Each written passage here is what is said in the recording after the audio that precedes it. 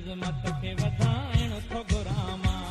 इंसान जी अज़मत खे वधाइण थो घुरां, हिकु वार वरी सूर सजाइण थो घुरां, सजाइण थो घुरां, इंसान जी अज़मत खे वधाइण थो घुरां,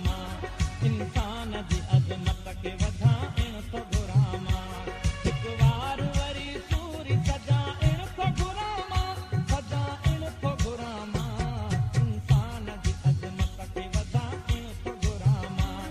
इंसान जी अज़मत खे वधाइण थो घुरां।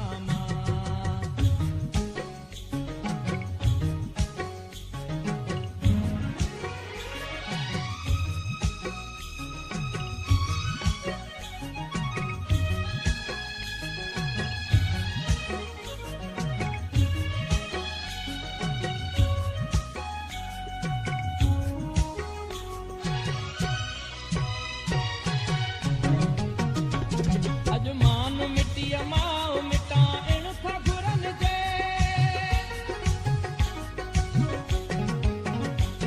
अॼु मान मिटीअ मां मिटाइण था घुरनि जे, अॼु मान मिटीअ मां मिटाइण था घुरनि जे, मिटाइण था घुरनि जे, सिंधी त सॼी काक फिटाइण थो घुरां, सिंधी त सॼी काक फिटाइण थो घुरां, हिकु वार वरी सूरी सजाइण थो घुरां, सजाइण थो घुरां, इंसान जी अज़मत खे वधाइण थो घुरां, इंसान जी अज़मत खे वधाइण थो घुरां।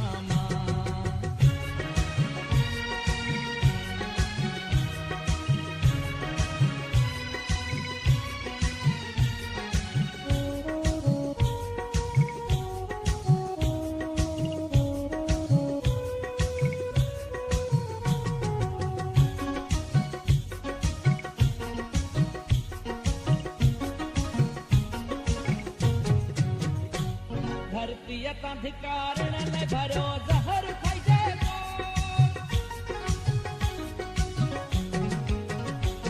धरतीअ तां धिकारण लाइ भरियो ज़हर खाइजे थो, धरतीअ तां धिकारण लाइ भरियो ज़हर खाइजे थो, भरियो ज़हर खाइजे थो, तंहिं ज़हर जो तासीर मिटाइण थो घुरां, तंहिं ज़हर जो तासीर मिटाइण थो घुरां, हिकु वार वरी सूरी सजाइण थो घुरां,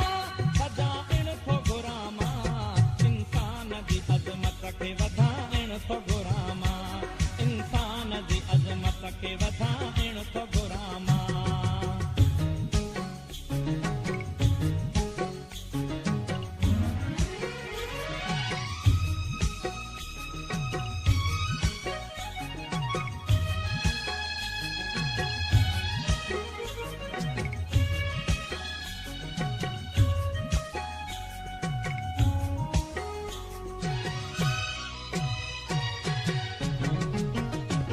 हिकु शहर हो आबाद जो बर्बाद कयो तो,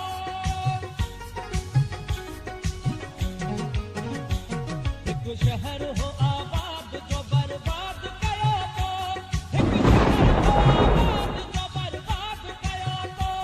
बर्बाद कयो तो, उन शहर ते नओं शहर घुरां,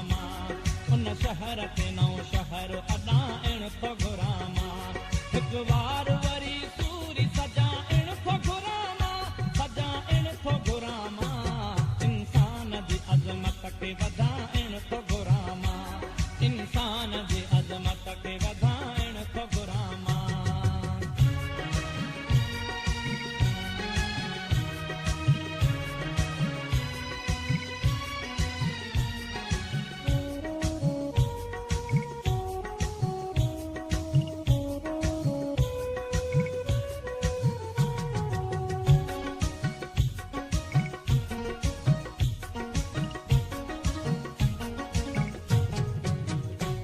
हिकु बोल जे ख़ातिर थो वॾो